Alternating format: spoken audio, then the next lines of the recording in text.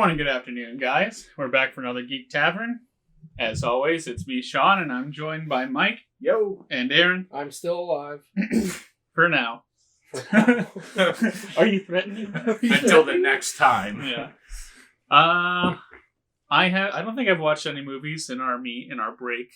I've been watching some TV shows on HBO Max. I recently started a show called Vice Principals. It stars Danny McBride and Walton Goggins, and it's pretty funny. Yeah, like you guys go. I might think of something that I've watched. I've watched Upgrade. Oh, that's right. And we watched Upgrade and The American Pickle. The American Pickle, the HBO Max. That's right. I forgot about those. But no, it was so forgettable that we just forgot that we watched it. Yeah, that's very true. It was just okay. If you have absolutely nothing better to do, put it on. But it's Upgrade's good though. Upgrade was pretty good. The acting was a little but the action was good. The action was very good. A lot of the camera movements were really great, like the way that they tracked on him as he moved robotically when the stem would move him. Yeah, it was pretty good. I just rewatched Close Encounters of the Third Kind on Blu-ray. Which I thoroughly... Oh, that's the other thing I rewatched. I rewatched Batman vs. Superman, the Ultimate Edition. And I hadn't watched this movie since 2016 when it came out, and I despised it when it came out in theaters. But I also was predestined to hating it based on just the trailers and everything. But after rewatching the Ultimate Edition, I was like, you know what? This is not half bad. I was like, this is actually an entertaining enough movie. And rewatching it, I'm like, everyone always says they're like, oh, Jesse Eisenberg should have played the Joker instead of Lex Luthor. And I'm like, no, he shouldn't have. He thought that he was doing what was necessary for that character, and he took it a little too over the top in the way that he did things. Like they didn't do him as good of justice that they could have. Yeah. But I mean, like, as for Ben Affleck as Batman, he's great. Dude, he is good. Yeah, he's really great as Batman, and a lot of those action sequences with Batman are amazing. Oh, when he drops into that warehouse, towards the end, when they come in, the cops come into like that house where all the girls that are being sex trafficked are like behind the bars, and they open the door and they close it, and they're like no, and they're like shaking their heads. They're like, what the hell are they like freaking out about? And then you see like Batman like in the corner, like. But I mean, like it's a pretty good. The Ultimate Edition. Stress this, the Ultimate Edition is pretty good. And then you see Steppenwolf in the Ultimate Edition too. You see like a hologram, which Lex is in the Genesis chamber, and he's like learning about the Kryptonians and like everything that they had. This is after he made Doomsday. They come in and arrest Lex, but they walk up on him, and this scene's only in the Ultimate Edition as far as I know. They walk up on him and they have like laser targeting on him, and he's standing before this. Remember like those little beads that like formed things in Man of Steel? Yeah. They form Steppenwolf, but it's the Snyder version of Steppenwolf. Like he's more alien looking and everything. And he has like the 3 mother boxes, and then like he roars, and then that's like the end of what you see, and then it dissipates. Which, like, I looked at that and I'm like, so wait, they had Steppenwolf designed. Why did they change it? Like, it was already established in the Ultimate Edition what he's supposed to look like, and then you watch Justice League and you're like, what? It wasn't in the theatrical, so like... Yeah, but you... Is it technically canon, you can get away with that. But... I mean, I guess it would be canon because it's in the movie. Yeah, and I mean, Steppenwolf has...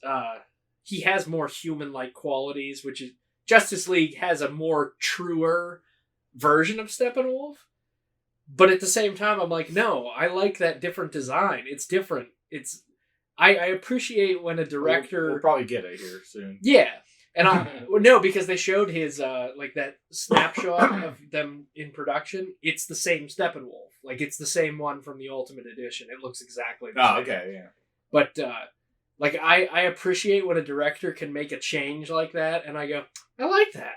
Like it's not your traditional one, but I like it because it's different. It's different enough, but it still has the same qualities. But yeah, I would recommend the Ultimate Edition. It's a good watch. I like. If you have movie. 3.5 hours to kill, watch it. Or The Godfather. I'd probably recommend watching The Godfather over that. But yeah. But that's all I've watched, really. I really haven't watched much. So it's not a movie, but it's one of my favorite things to watch with my buddy from college. It was our thing. We watched it like every weekend, I swear. But it's Frank Caliendo. It's a stand-up comedy show. He does impressions. And it's very much of the times. Right. I tried to show it to my brother, and he just didn't get any of it because it was all like Bush jokes and like John Madden and stuff. So my brother's like, this isn't funny. I'm like, it's hilarious. But you don't understand. You don't get it. But it's okay to be wrong. Your brother's like, okay, boomer. Yeah, pretty much. So I mean, we watched that when I went down to his place. I mean, I've watched like some episodes of Friends just to pass some time. But I thought you were gonna say Frasier. No. Funny you should bring that up. Anyway, never mind. Yeah. So, other than what we're going to talk about here in a few minutes, I haven't really watched much. I've also watched. This goes along with your DC movie. I watched the Harley Quinn show on HBO Max, and it's pretty good. It's very much. It's kind of like Deadpool humor, but I think it's better. I think it's funnier. Oh yeah. I just want to point out, you said, yeah, you watched your DC movie when we're literally going to be talking about I know. Your filthy Zack Snyder DC movie. Speaking of DC, you have some news about them? Oh, yeah. They laid off, how many was it, Mike? Like over 700. Yeah, DC, the whole corporation of DC. Yeah, well, I think it was actually DC Comics. Was it only comics? Yes. Okay. Laid off 700 people. Yeah, couldn't remember. They are restructuring. Warner is deciding to restructure, which... Well, I mean, if it's only the comes comic... at a bad time. Yeah. I mean, if it's only the comic side of things, would it really... Well, I think a good chunk came from the comic. Okay. But we'll see how this fares, because there were rumors that somebody did an interview with somebody from Warner, and they talked about the layoffs, and they're like, yeah, we could see potential delays in Wonder Woman 84 and a couple other properties. And I'm like, oh, wonderful. How could they be more delayed whenever it was supposed to come out? They're like going to change the story afterwards? Like, it was already going to come out. COVID didn't, like, halt it. Yeah, didn't halt it being completed, right? It's all shot. As far as I know, Wonder Woman was done. Yeah, it's all I don't know how that would affect that property then. Yeah. The layoffs. Doesn't really. Unless it was sense. Like somebody that got fired had like a invested stake in it or something. I don't know. Yeah, remember we got Wonder Woman Doritos. Yeah. Like 6 months ago. Well, that's not it. Like I was helping in toys a lot this week. We have Godzilla vs. Kong toys out right now, and that movie's not due out for another year. Yeah. And we've had, we have these Barbie dolls that are characters from Wonder Woman 84. Like, there's all kinds of Wonder Woman merch, Funko Pops, giving away stuff, like that gold suit she has on and crap. Oh, yeah. Yeah, and there's a Funko Pop of Cheetah, too. And so she's going to be in the movie whenever it finally comes out. No, I knew that, though. I didn't know that. I didn't know that either. Until, I saw the toys. Now, you have the Godzilla vs. Kong toys out. It's like, oh, Kong has an axe. It looks like it's made out of Godzilla's spine. Huh. Yeah. Which, I mean, it's cool. I don't care. Yeah. Like I said this the other day. I want to watch this movie in a theater. More than anything. But if they were to drop it on VOD, I would be the first download to watch it. Yeah. I don't care. I could watch it in theaters, but at this point, I don't think that you're going to get people into theaters to watch it because you're just going to lose interest. Yeah. Well, I don't think Not that there was interest anyway, because they never marketed it. right. I don't think that movie is even close to being done, though. Like, I don't think that it's like a Wonder Woman was completed. I think I don't was. think that it is. No, I think it was. At one time, they had it done. Then they showed it to control groups, and they're like, this is shit. And then they're like, well, guess we got to redo the movie. Yeah, because you said Mecha was supposed to be in it. Supposed to be, and now he's not marketed in the toys at all. He's not toys. He's not. Yeah. So that tells me that they might shoehorn him in at the end, and like that be a lead into the fourth Godzilla or something like that. As long as he's shown for a second, I'm all in. Like, I guess while it would be all right, I don't necessarily want him to be in this movie. I love Mechagodzilla. No, I do too. I don't necessarily want him to be in this movie, but I would be okay with it if they did. Yeah, I mean, we don't need a Spider-Man 3 problem. No. Which, I mean, even at that point, both of your characters aren't really villains. Both of your characters it's Batman versus Superman. Right. They're both heroes. They just have their differences. Yeah. You know, Kong's gonna tell Godzilla to save Mothra, and he's gonna be like, "Why'd you say that name?" and everything. Mothra. Yeah. But anyways, I could spend an entire. I already did spend an entire podcast yesterday talking about Godzilla versus Kong, so I don't need to do it again. Well, if we don't have anything else to talk about, there was a movie recommendation from yours truly. 2009 film directed by Zack Snyder, a DC property by the name of Watchmen. It is a comic book adaptation written by Alan Moore.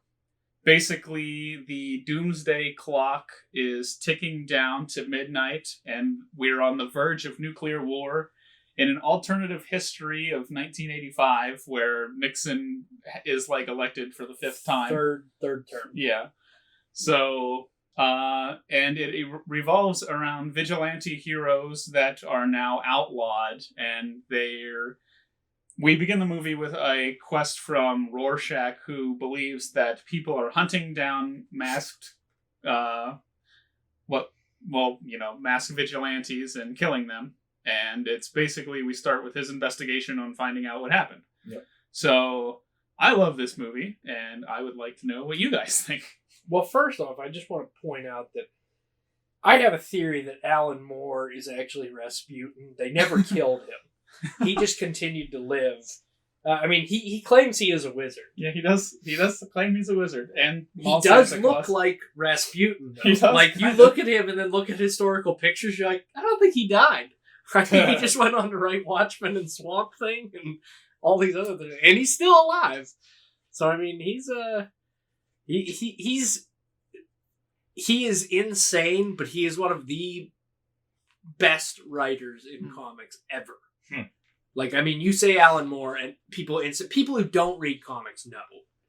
They've heard that name, and he's just synonymous with some of the greatest stories ever told. And this is no exception. No. Watchmen is, and the main thing that I wanted to say was, Zack Snyder, this is his best film. In my opinion. I think this is his best movie that he has ever made. Because he is so goddamn faithful to this book, it is not even funny. Like, watching the scenes, it's like you're reading the comic. There are just things that take place where you're just like, this is amazing. Like, he put so much time and effort into getting things right. One example that's really evident is during John's incident in the reactor where he gets vaporized. Oh, yeah. Yeah, like, that looks like it was just plucked right out of the comic strip and put onto the screen. And the music in that scene is phenomenal. Like, I had chills watching that. That's probably my favorite. It's a great scene. None of it ever, like, you're constantly engaged through the entire movie. You never are at a point where you're like, okay, I'm bored. Like, they're constantly doing something to keep you engaged in the story. like Dr. Manhattan's backstory and all that. Like, because that comes at a kind of a lower point in the movie where you have to have something where you're going to keep the audience engaged, and hearing his backstory and his tragic accident and everything, you're like, oh, like I understand why this guy is as nihilistic and like messed up as he is. Well, like he's a god. Yeah, he got vaporized and then turned into a god. Yeah. So I mean, like, yeah, you're gonna lose touch with the world. But I also have to say this is Zack Snyder's like most colorful movie. This is one movie where he did not mute color palettes at all. I mean, you have the bright blues. There are sections that are muted, but it works because it's like the control room when Nixon and like Harry Kissinger are like talking about what to do in case Russia bombs the fuck out of us. So that's a little bit muted, and the prison sequence is kind of that way too, which is fine. I mean, those sequences should be, because we're not supposed to give a shit about what they're doing. You know? We're not supposed to care about the prisoners or anything like that. Like Rorschach, of course, but we don't care about what the rest of the prisoners are doing, and we also don't give a shit about Nixon or any of Henry Kissinger or any of those guys. But I love the montage at the beginning. Yeah, with Bob Dylan's music, and they're showing like Dr. Manhattan shaking hands with JFK. All these historical moments, and like Ozymandias talking to David Bowie as he's like going in. I want to say that is like a great setup to the alternate history that we have, because it starts with like it starts with the Minutemen, who were the very first masked vigilantes, and then it goes through all their stories. Rorschach touches on this a little bit briefly when he's breaking in to talk to Dr. Manhattan, but he says Dollar Bill gets killed because his cape gets caught in a revolving door. You see that. Oh, and you might have seen the one sequence where I think it's Dollar Bill. He's punching out a villain, and the guy's Tommy gun's going off. Yeah. There's Batman comic strip in the background, but the people that he's saving is the Wayne family. Oh, yeah. I never noticed that. I didn't get to that. No. And then Mothman is insane. He gets taken away, and the one woman gets killed because she's a lesbian. And then Hooded Justice. Yeah. And I just really like that. And then we get the comedian who assassinates JFK on the grassy knoll, which I don't know. I love that. I love that beginning sequence. I gotta say, comedian is such an interesting character in the movie. I got a lot of Robert Downey Jr. vibes. Yeah, because like the way Jeffrey Dean Morgan portrays him, like he is just a tortured person. I had to keep reminding myself that this was after Iron Man, because I was like, oh yeah, 1 year after Iron Man. Yeah, because I was thinking like maybe they based like the movie portrayal of because he couldn't get RDJ. Yeah, like because he was under contract with Marvel. So well, I don't know why. My brain was thinking the other way. That they saw this and was, but anyway, they're like, we can't get RDJ, so let's get JDM. Which I mean, Zack Snyder likes working with Jeffrey Dean Morgan, as we've seen in his other movies too. Which I mean, he's a fantastic actor, but like that whole opening scene, and I put this in my notes. God damn. That whole opening action sequence where he's at his house or in his apartment and the guy comes in to kill him. That whole action scene while they play Nat King Cole's Unforgettable as he's like dodging the knife and like getting stabbed, getting his leg broken. That's another instance where you realize, these aren't regular people, because the comedian punches a hole in a column in his house. Well, and then that dude lifts him up over his head and runs and throws him through plate glass. Yeah. Because that detective even says he's like, this is plate glass. You'd have to step on the gas. Yeah, you'd have to step on the gas to even crack it. Yeah. And I'm like, wow, like that dude just yeeted him through that window. And that's another scene that is straight out of the comics. This comedian falling out the window with the smiley face button in the foreground. Like he took so much time to get everything right. The cinematography, beautiful. Yeah, everything in this movie is beautiful. This is like the third time I've watched this movie in its entirety, and the third time just hit for me the most. Yeah. Like, I just appreciate it so much. So as we're sitting here talking about this, I'm planning on watching this a couple more times. This is the first time I've seen it. Okay. I guess I'll lead with that. So, but yeah, like it just holds up. I can't believe, Like I said, it's his best movie. Like in like all the honesty, CGI and everything. Like it's one of the best comic book movies ever made. Yeah. But the only CGI that is kind of iffy is, I mean, whenever the comedian is talking to Moloch and he like has the tear going down, like that is like I didn't even like. I'm so immersed. I don't. And the blood dripping on the pen is a little iffy. There's one scene with Archie flying around that doesn't look so great, but most of it looks really, really great. I think a lot of the stuff that I really like is now I can't think of it. It just like left. I think that it's a little so. The structure is that the comedian dies, and then they are Rorschach's investigating his death, and then they go to his funeral.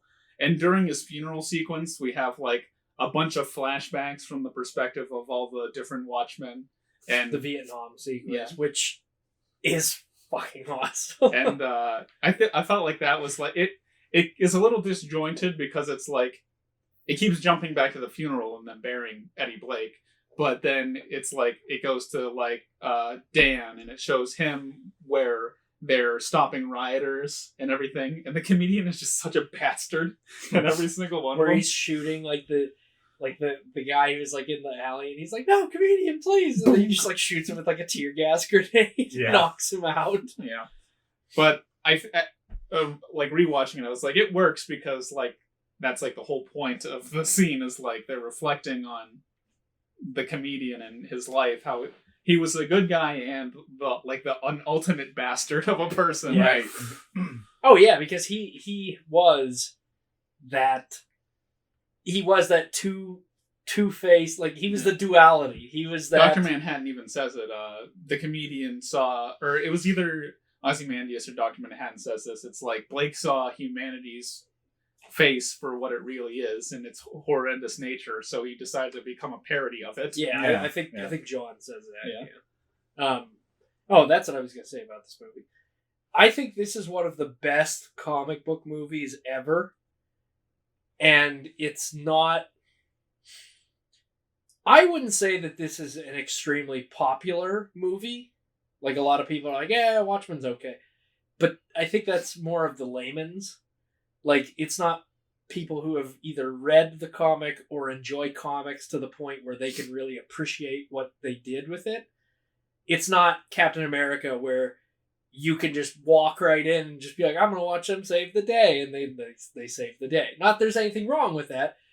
But this is not your average moviegoer, comic book moviegoer type of movie. You're not going to go watch RDJ save the day or whatever. You're going to step into this dark, it's twisted kind of like world. The Boys. Yes. Like The Boys is like kind of like a present day kind of thing where it's like if superheroes were real, they're not perfect. They're human, and they will fuck up like they all do. Yeah. Except Dr. Manhattan is a literal god, but it comes with that, he's detached from humanity because he's above all of that. Like, he can figure everything out except for people. That's one of my favorite lines. How to be human. It's one of my favorite lines in the movie. John is talking to Ozymandias, and he's like, "You're the smartest man on the planet, but that is insignificant to me. The smartest man on the planet is no more of a threat to me than its smartest termite." It's just like, holy shit, he's just like an all-powerful person. Yeah. He is. I mean, he can just teleport to other worlds. Yeah. To Mars. I've walked across the surface of the sun. You know? Like, all the characters in this are fantastic. Like, all of their backstories and everything. You don't get a lot with Night Owl. Like, you get his bits with the original Night Owl, Hollis Mason. But I think that the people that really shine are Dr. Manhattan, Rorschach, and Silk Spectre. They're good. Which, you definitely see that detachment from humanity when he teleports Juliet or Jupiter, Laurie to Mars. Yeah, And she she just immediately starts suffocating, and he's like, "Oh, that's right, you need oxygen." And I'm like, "Oh yeah, he's completely detached. Like he forgets." Forgive me, these things slip my mind. Yeah. That was pretty good.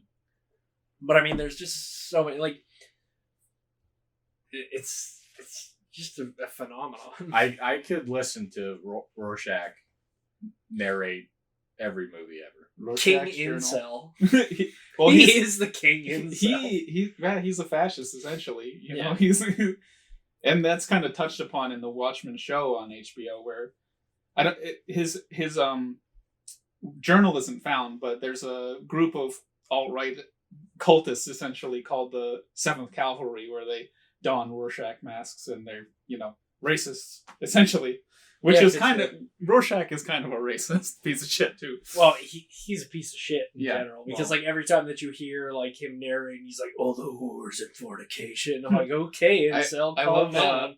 one of the best jokes in this movie is whenever Laurie and Dan are catching up for the first time and they're having dinner, and they're like, "Do you remember this guy, Captain Carnage? He was a masochist. He came up and he'd be like, 'Oh, you have to punish me, punish me.'" And Laurie's like, "Oh, whatever happened to that guy?" Dan's like, "Well, he tried that on Rorschach, and Rorschach dropped him down an elevator shaft." Oh, yeah, that's right. And then they kind of like laugh about it, and then they're like, "No, but that seriously happened." Like, It's like, oh, because he's fucking insane. yeah, And if you're gonna put a mask and fight crime, you are an insane person. Yeah. And I like that they kind of touch on that. yeah, because like when they take his mask off when he gets framed, and he's like freaking the fuck out, he's like, "Ah!" like screaming because they took his mask off.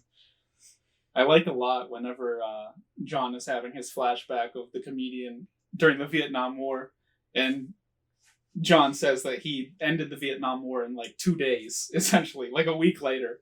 And they're celebrating, and the comedian's like, "You know, man, if we would have lost this war, I think it would have drove us crazy." And I just think that's like so apt for what actually happened in actual U.S. history. I like that whole sequence where he's talking about, he's like, "Nixon asked me to intervene in the Vietnam War, which no other prior president would have."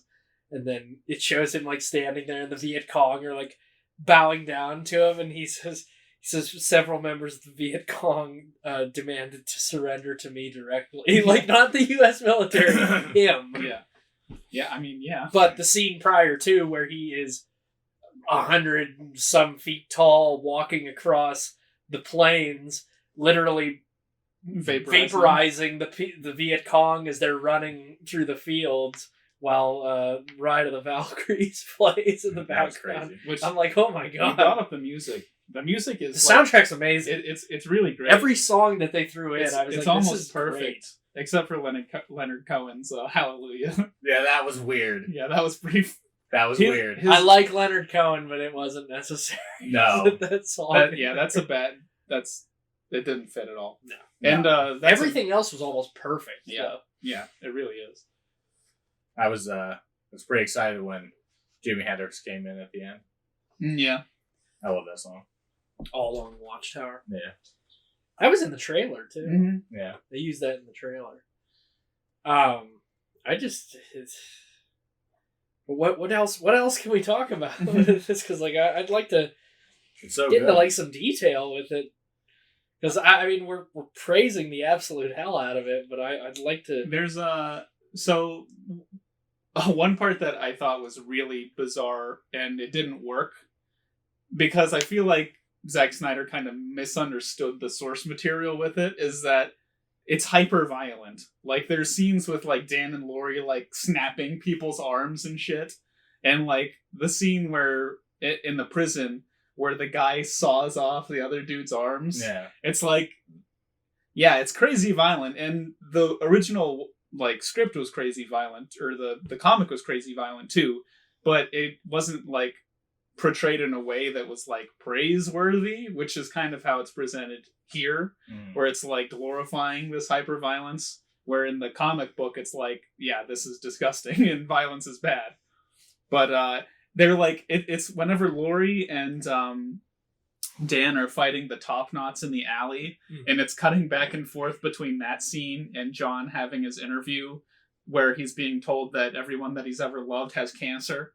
And it's just like, it didn't work for me. I feel like the emotional punch of the scene for Dr. Manhattan, where he's basically being told that he's responsible for killing everyone that he cares about, would have been better if it wasn't for Night Owl and Lori knocking heads together, you know? Yeah. Yeah, it's a ride. It's certainly a ride. Yeah, I mean, I tried to consume as much as I could. I don't remember enough of it because I've only seen it the one time. Well, let's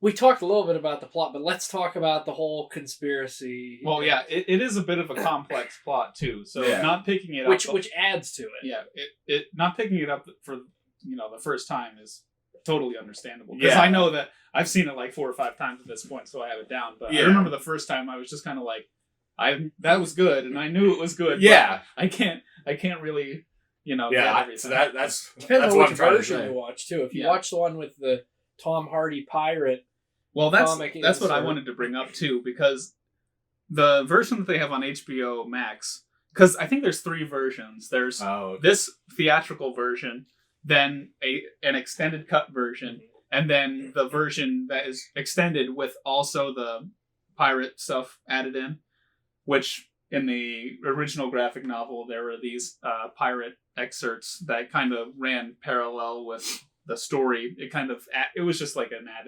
additive thing. And it was an animated bit that they would put in between the movie. That version doesn't really work well because it kind of derails the movie with the animated bits. But the scene where Hollis Mason gets mugged and killed was completely removed from this scene, or from this movie. And it was like... The theatrical, you mean? Yeah, in the theatrical version. It was at the point where it was like at the very end where they're confronting Ozymandias, and I was like, wait a second, I don't remember seeing the scene where those thugs go in and beat up Hollis Mason. Like, did I miss it, or was it not in this? I don't remember. Yeah, I don't think it was in this one. So whenever they bust Rorschach out, they're on the news saying that Night Owl, Silk Spectre, busted Rorschach. So, the entire town and the city is in a frenzy because they think that they're about to get nuked to oblivion. Right. So these guys see it and they're like, oh, Night Owl, isn't that guy that owns that old body shop over there? So they go and they murder the original Night Owl, Hollis Mason, the guy that Dan was having beers with in the beginning. Okay. Yeah, they go and fuck him up because they think that he was the one that busted Rorschach. Yeah. And that one's that's a okay scene because it has like Hollis fighting back, and it's funny because he's like, oh, do you ever miss it? Talking to Dan whenever he's leaving, and he's like, oh no, and they're both clearly lying to each other. Yeah. Like they totally miss crime fighting. Yeah. So it has that, like, he's fighting crime, but then they eventually kill him. I really ended up liking Night Owl just probably because he's kind of Batman. He is Batman. he is Batman, but he is also the most relatable. Yeah. He is the most human. Yeah. He is. You relate to him more because he's just a guy. Right. He's just a guy. Like that's his thing. He fights crime. Yeah. But like not like the comedian who has some superhuman abilities. Also, he doesn't age. Yeah. Really? Because Night Owl doesn't have any like ability. He's literally just Batman. Yeah, he's essentially Batman. And then, well, I guess Silk Spectre really doesn't have many. No. I mean, not really. So she's Catwoman. Yeah, pretty much. Batman and Catwoman. Yeah, I mean, it works. Rorschach, I think, he's like acrobatic, and he's a good detective. He's kind of like Mr. Q. Is that his name? Yeah. Yeah. Well, I think that's because he's non-faced. Yeah. So what is the story with the changing? Well, the Rorschach. That's what that test is called. Oh, okay. Where like the doctor is giving him tests. Right. It's called a Rorschach. I didn't know what that was called. Yeah, it's called a Rorschach test. Okay. It's basically it happens in the movie. You are shown ink blots. Yeah. And then it's like, well, that's what I would call them. Would Yeah. be ink blots. Like you explain what you see, and Yeah. you know, and then it's a therapeutic way of doing it. But yeah, it's just a, I don't Just know. always Yeah, changing. it's just kind of ink blot. essentially like he's mysterious because Okay. Yeah. you know his face can be interpreted. I didn't know In that any way. was like a deeper thing than that. No, that's about I mean, it. I'm sure that there is in the context of the comic. I haven't Yeah. read it in a very long time, but I do like the scene after Dr. Manhattan kills Rorschach. It zooms out, and his bloody mist on the snow is a Rorschach. Yeah. That's pretty great. But let's delve into the conspiracy a little bit, like the spoilers behind it, because I think that complexity just makes it. Yeah, it really makes it. So I'll let you. take what? The reason that the reason why Yeah. Eddie was killed. the reason all that the comedian was murdered is because he was hired. Well, he had been continually hired by the U.S. government to keep tabs on Ozymandias. So he goes and investigates what he is working on in Karnak in the Antarctica, and it turns out that he is making a weapon to annihilate a large portion of humanity in order to for us to set aside our differences, to unify. Yeah, to unify us in fear against a larger threat. Essentially, I thought you were going into like Thanos kind of thing. Well, Which which is yeah. kind of funny. That, I mean- the weapons that he builds give off the same radioactive signature as Dr. Manhattan. Yeah. Right. Which is kind of funny because the dude building them is Dr. Manhattan. well, that's what Yeah. they say. He. It's different in the comic book. I'll get to Yeah. that. It's way different. So Ozymandias finds out about this. Adrian finds out, so he goes and murders the comedian to keep him silent. But the comedian already informed Moloch about it, so he has to kill him. So he's giving them cancer, and he has to get rid of John. So he gives all of the people that he knows and loves cancer, so to make it seem like he's responsible for it. So he gets John to leave the planet.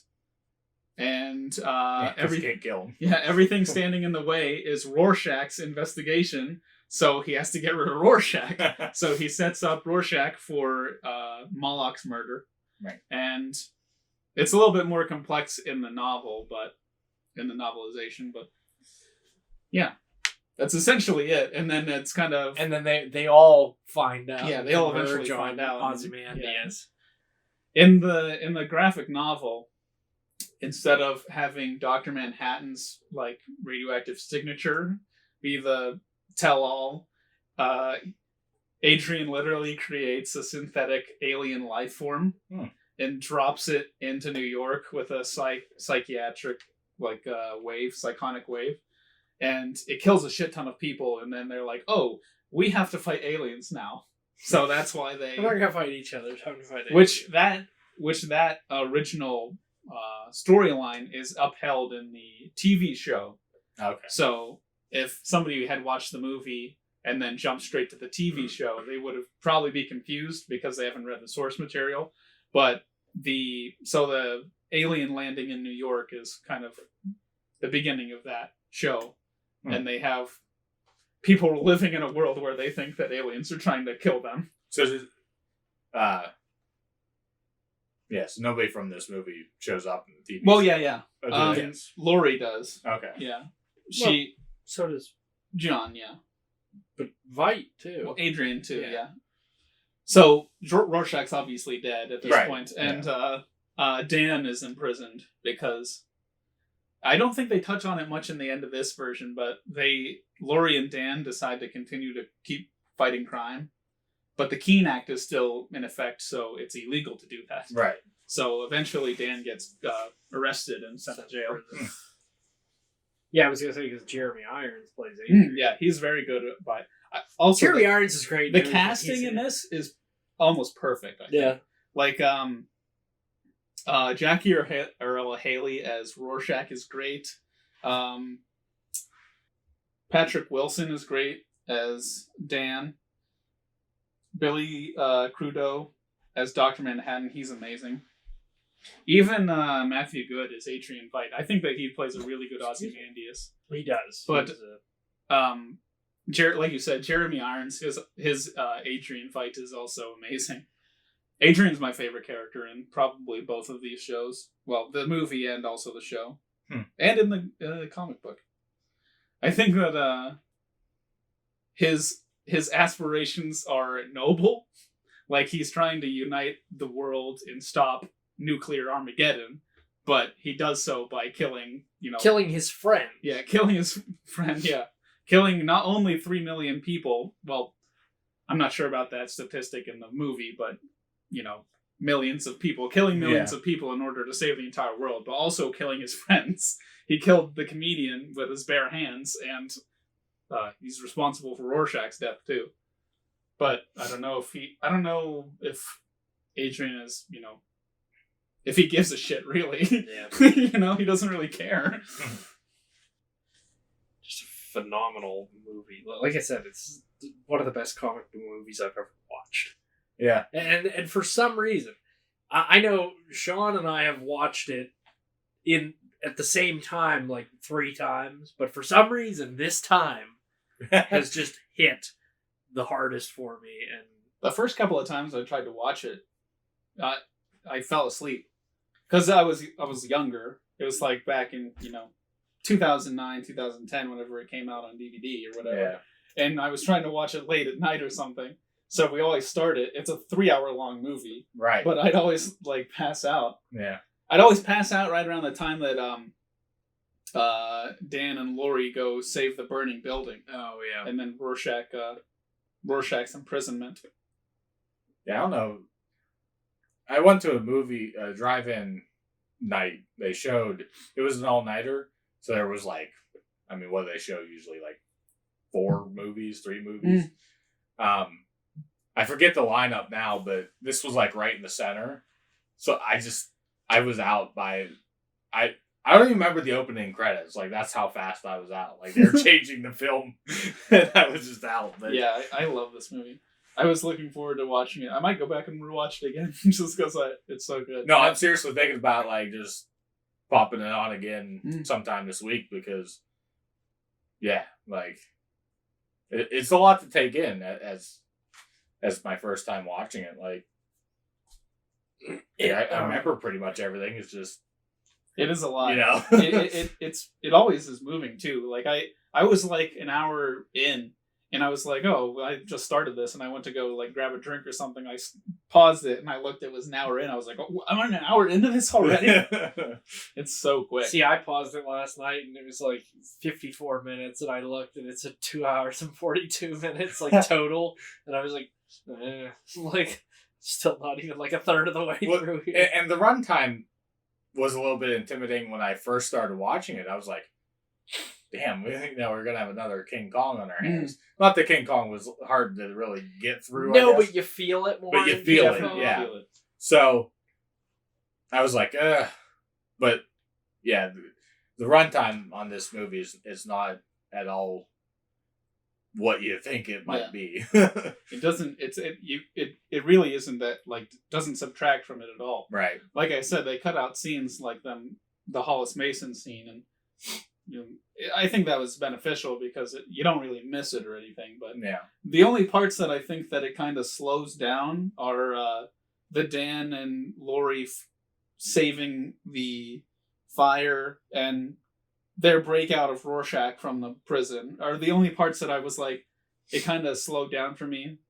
But I still liked it. I still love every bit of it. I think Dan and Lori were my favorite characters. So for me, I didn't feel that for that. My favorite sequence of the entire movie has to be John talking about his origin. Just the way that he perceives. So I felt that one, his woman there. I forget her name. Yeah, Janie. Yeah, that. I don't know. I'm a sappy guy, so I don't know. I felt that one. I just like the way that he perceives time. Where he perceives time all at once. At once. Where he's sitting on I think he's on the moon. and he's talking. He's just like, it's September 20 something, 19 whatever, and he's just like, oh, now it's this, and he's just like experiencing all this shit that has happened to him in his life all at once. Yeah, I just really like. It's hard to wrap your brain around that. 'Cause obviously, we we don't experience time that way. Which that's kind of like the whole like what would that actually feel like? That's kind of the whole arc with Laurie, where John's like, you keep asking me to see things from your perspective, but you refuse to see them from mine. Yeah. And she's like, fine, do it, whatever. And then that's when she finds out that the comedian is her father. Yeah, because she clearly repressed the memory of spoilers. I think we're a little past spoilers of this stuff. No, I mean, it was just saying, like, spoilers if you didn't know that Laurie is dead, is the comedian. Who never ages. He does. There's something about him. Oh, right, yeah, he does. Because he's a part of the original Minutemen, and he looks essentially the same whenever he joins the Watchmen. I think he was a little bit, like... A little gray. A little grayer. But... And then... Remember, they're like... But not... How old did they say he was? Like 67 or something like that? I don't remember. He was born in 1918, and he died in 1985, I think. Yeah, I think they said he was like 67. Like, the guy said he's like 67, solid 225. Yeah, it looks like built like a linebacker. Yeah. The guy's like, I know, I saw the body. And it's like, yeah, I mean, he's a 67-year-old dude who could punch through a column. Yeah. That scene is so great. Oh. The fight scenes are all great. Yeah. Oh, I like whenever Adrian pays the guy to come and assassinate him. Oh, and then he uses that fixture in his office to like boom and like smacks him along the head with it. That it suffers a little bit from Zack Snyder slow mo, but it's okay. I think it works for a lot of the scenes. Because like the dude like shoots the chick in the leg and then shoots the guy in between the glasses. His glasses split I like open. that, yeah. like then he shoots the other dude in the head and he goes like his eyes open like after the bullet is already through. Yeah. One of the craziest things that popped out to me was when the comedian they're leaving Vietnam and that woman comes up to him and is like, you know, the baby, what are you gonna do about the baby? And then he just shoots her. Like, holy crap. that was one of the things that was one of the things that told you like how complex the comedian was. Yeah. And like it informs a bit about John too. Yeah, because he says to him, he's like he says she was pregnant, and he's like, yeah, and he goes, and you could turn the gun into flowers. Yeah, he's like, you know what? You watched me do it. Yeah. He's you really don't care about us at all. Yeah, he's like, you stood here and watched me shoot her. No. Yeah, you could have turned the bullet into snowflakes. Yeah, turn the bottle into snowflakes. Well, yeah, because he can turn back time, right? Kind of. Yeah. Or manipulate, because Laurie throws something at his head. Yeah. And it goes through him into the TV monitor. Yeah, and then fixes the TV. Yeah, he pulls it out. Yeah. So, I mean, he could have reversed that, essentially, I think. It's just like the comedian says. It's like, you could have stopped her, or you could have turned the bottle before she scarred my face into bubbles. Oh, right, because he can see, he sees everything. Yeah, sees, right, yeah. He sees all of his own future, not everyone's future. Which that would have been his perceived in his future. He would have witnessed that, Yeah. Yeah, so I mean, like, him doing that... Comedian's right, like, you could have, you know... Wow. Yeah, he just doesn't care. There's a lot to the movie. Yeah. And that falls a lot to the character. It falls a lot on Alan Moore, more than Zack Snyder. Even though that this is, I think that Zack Snyder does a fine job. It's a faithful adaptation. It's a little muddled in the its writing presentation. Is done by Alan Moore. Yeah, because like you said, it's essentially, with the exception of the very different ending, it's essentially a shot-for-shot movie. Yeah. To the comic. Yeah, I mean, it's unbelievable how well done this movie is. I think that it's really funny that during the scene where Rorschach and Dan confront Adrian, he's like kicking their ass, and Rorschach keeps picking up his hat. He puts it on before he goes and fights Adrian again. He does look a little weird without the hat. Yeah. Well, yeah, it's just like a white mask. I do like the part where he's like, Rorschach's like, we won't let you get away with this. He's like, get away with it? He's like, I'm not a supervillain. You think that I would tell you my plan if there was even an ounce of a chance that you would beat me? Like, I did this 35 minutes ago, buddy. And then it shows, the explosion, the nuke, essentially, in New York. Which I can't remember if it's if he does it around the globe in the original comic, or if it's just the New York spot. Just in New York. That's what I thought too. But in the movie, it's like Hong Kong, New York, there's Moscow. Like very large population centers that he does it, that creates the need to exterminate Dr. Manhattan. Which, like, you get fooled. You're kind of a god, but you get fooled into your own downfall because some he dude. accepted. He accepted it, but like Adrian's just like, I could probably get him to build his own destruction, right? Yeah. Well, he said, he invested $2 million into Tachyon technology so that he would obscure Dr. Manhattan's future from him.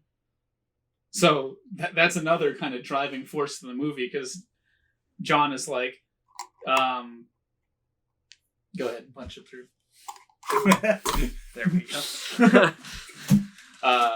John is like, my future is clouded. I can't see it. And everyone's like, well, that means that their bombs are going to go off and kill us all. You have to do something. And he's like, well, I can't see it, so I can't do anything about it. Yeah. And he doesn't care either. Do. I don't understand what he was making on Mars either. A giant clock. Just is that all it was? I'm assuming because his dad was a watchmaker, and like it shows him looking at all the pieces, like because everything is like cogs in this gigantic machine, which I think is also kind of a symbolism that everything is just a cog in the machine. Yeah, definitely. That he created that just as like a how he's interpreting everything happening around him. I love like the watch and clock, like entire motif behind John and his entire backstory. The reason that he gets trapped in the machine is because he left his watch in there, so it goes back. And the only reason that he was able to reassemble himself is because he used to recreate, he tore apart watches and put them back together again. I like that when he says that to Adrian. He's like, I'm disappointed in you, Adrian. Putting myself back together was the first trick I learned. It didn't kill Osterman. Did you really think it would kill me? And he's like, I'm a god, and that guy was just a man.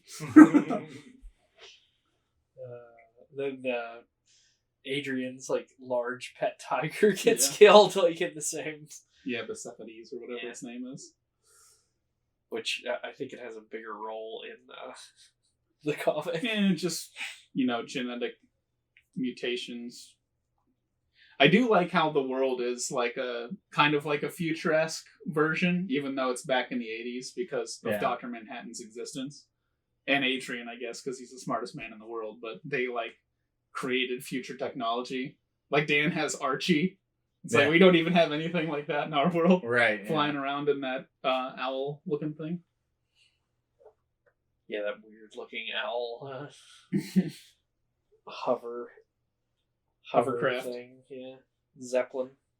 I don't even have much in my notes just because I was so engaged in it the entire time. Yeah. I didn't even try to take notes for this one. I mean, we kind of just praised the hell out of it. Really. Yeah, I mean, the only parts that I think are a deterrent to it is the hyper stylized violence, and even then, it's just whatever. I think I've seen way more violent stuff. Yeah, it's less about the presentation and more about the message. Yeah, I think it's muddled, like I said earlier, from the original comic's intent, but it still works. Mm. There's something I've always liked when superhero movies or something take that historical aspect to it and make it real, like they do in that movie where these people, in the movie, we're supposed to believe that these people existed, shook hands with President Kennedy and all that. They don't make up a world where they're like, oh yeah, President so and so, yeah, they're like, it's not the real guy, and it's like, no, they actually like take real historical figures and they throw them in there, and you're like, oh wow, like you believe that that's how like this alternate world is, you know. Another minor thing that is different at the very end than the comics is whenever there's world peace now, essentially, and the newspaper guy's like, we have nothing to write about, and the dude's like, Ronald Reagan was saying he was going to run in '88. We could run a piece about that. Oh yeah. In the original, it's Robert Redford. That's right. Yeah. And then he's like, we're not gonna. Do you think that America wants a cowboy for a president or something like that? Which is, it's kind of funny because Ronald Reagan was elected president. Yeah. And he wasn't in the canon of the, at least in the Watchmen show, Robert Redford became elected president too. But I really like vice president Jerry Lewis. I like the kind of the bit at the end where he's sifting through and he sees Rorschach's journal there. So it's like the entire point that Rorschach was killed was so that nobody would find out that Adrian was responsible for all the deaths. But he has it in the journal there that it is his fault. So if the guy would have picked it up and published it, then everything that they would have done would have been for nothing. So I think that I like that they don't show that he, publishes his journal. But I really like that. That's like, it's kind of like an Inception thing where it's like, oh, maybe you get to decide how it worked out your own way. Which I think when the movie came out, the consensus was they thought that his journal did get published. Yeah. And that was what the show, when the teaser for the show came out and the cultists of Rorschach, like, they're like, oh, they did publish it. Like, that's the reason why all these people are They did. I think they published followers. It, but then people didn't care. Like, they thought it was the ramblings of an insane man, which is what I'm sure a lot of people saw Rorschach as, because he is an insane person. Yeah. And he's like shitting on everybody all the time. Yeah. He thinks himself as this altruistic savior, but he's like talking shit on every single person. Right. I don't know. An altruistic savior who just doesn't give a shit about anybody. Kind of like Dr. Manhattan. Yeah. Yeah, wow. Look at the reflection. Well, I don't know if there's much else to say about this movie. It's just... Yeah. All good things. Except for Leonard Cohen. It makes me excited to watch the show. May he rest in peace. It makes me excited to watch the TV show. You really should watch the show. It's fantastic. Yeah, I probably will do that myself. Yeah, it's this definitely like heightened my hype to watch the show even more. That's why I wanted to come back and rewatch the movies, because I went through the show and I was like, man, I gotta watch this again, because it is one of my favorite movies for sure. It is probably my favorite superhero movie that's ever been made. So it is very, very good. I don't know if it's my favorite. It's definitely in my top 5 favorite superhero movies of all time. Well, it's definitely going to get pushed into mine somewhere. A little undetermined at the moment. We have anything else to say about it? DC does occasionally have a gem. If you was it published by DC? I thought it was published by Dark Horse. No, it's a DC comic. Okay, it's a DC property. Well, how'd you not notice that? I mean, I knew that it was, but I thought maybe it was published by Dark Horse. I wasn't sure. Nope, it's a DC property. But yeah, if you sift through the shit long enough, you'll come across a couple of gems, and I think Watchmen is definitely one of those gems. But everybody, like, I think that if you were to walk up to somebody and you're like, hey, you should watch Watchmen, and they're just like, what's Watchmen? And you're like, Zack Snyder movie. They're like, yeah, fuck you, I'm not watching that. Yeah. I've watched Zack Snyder superhero movies before. I'm not watching that. This is definitely his best one. This is his best. I will stand by that. Well, if rating? Yeah, let's go for ratings.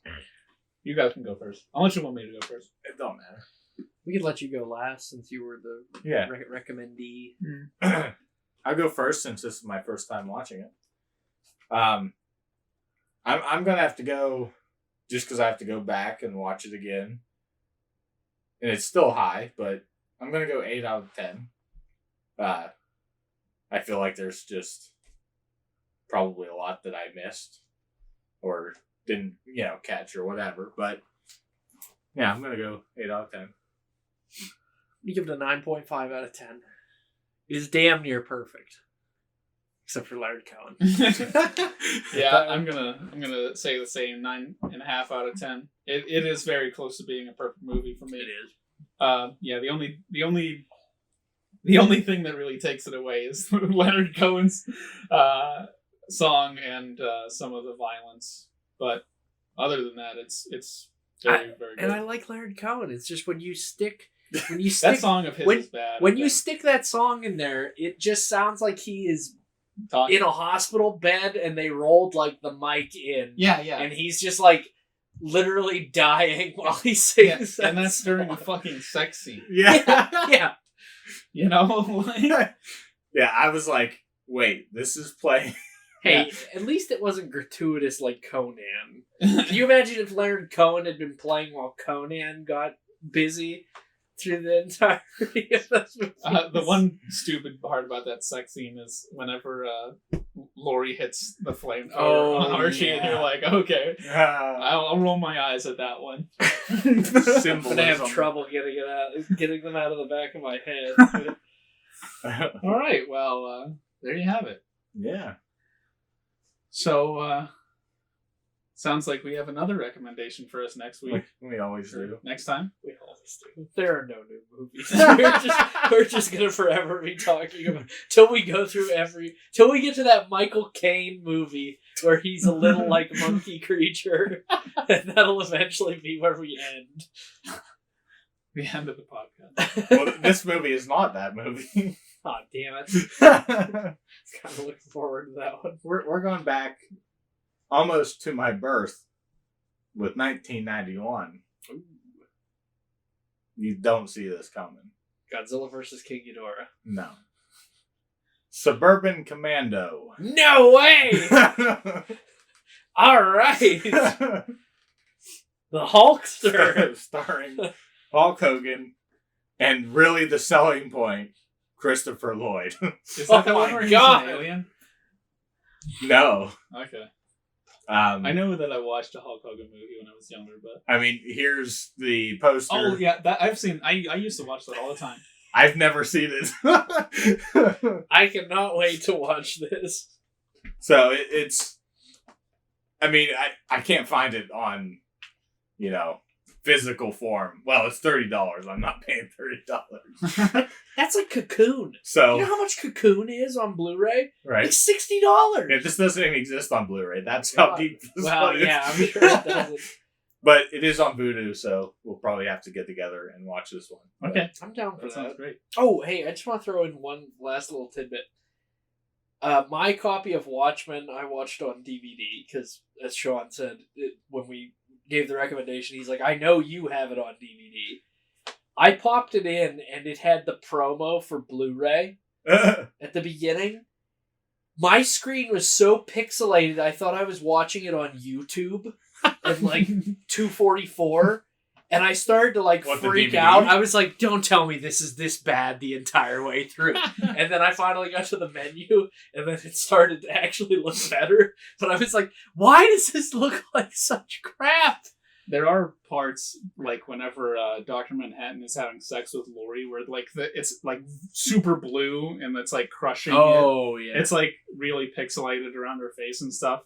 But I don't know if that could have just been because I was streaming it and I had bad quality at that part, but maybe. But because I didn't notice that. Yeah.